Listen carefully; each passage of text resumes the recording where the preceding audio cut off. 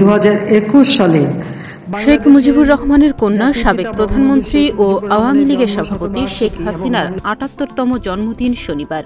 দিনটি যথাযোগ্য মর্যাদায় উদযাপনের লক্ষ্যে সর্বস্তরের নেতাকর্মী, সমর্থক এবং দেশবাসীর প্রতি আহ্বান জানিয়েছে আওয়ামী লীগ। বৃহস্পতিবার ভোরে আওয়ামী লীগের ফেসবুক পেজে এক পোস্টে এই আহ্বান জানানো হয়।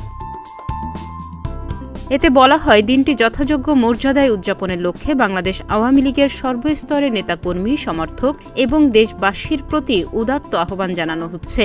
এ উপলক্ষে দেশের সকল মসজিদ, মন্দির, প্যাগোডা, গির্জায় তার দীর্ঘায়ু ও সুস্বাস্থ্য কামনা এবং দেশবাসীর জীবনে চলমান দুর্যোগ থেকে উত্তরণের লক্ষ্যে দোয়া, মোনাজাত ও প্রার্থনার আয়োজন করা হবে।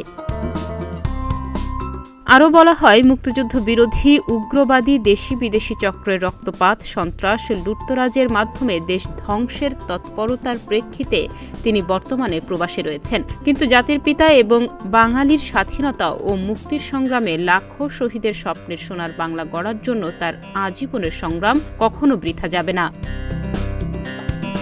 এ পোস্টে আরও বলা হয়, শেখ হাসিনা এবং তার লক্ষ লক্ষ ভক্ত অনুসারীদের সংগ্রাম অব্যাহত রয়েছে।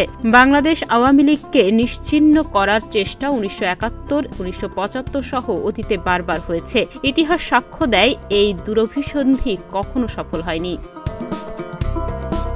পোস্টের শেষ অংশে লেখা হয়, সকল বিভ্রান্তি, মিথ্যাচার, ভীতি, সংবাদ মাধ্যমের কণ্ঠরোধ অতিক্রম করে মুক্তিযুদ্ধের চেতনা ও মূল্যবোধে উদ্ভাসিত হবে নতুন প্রজন্ম।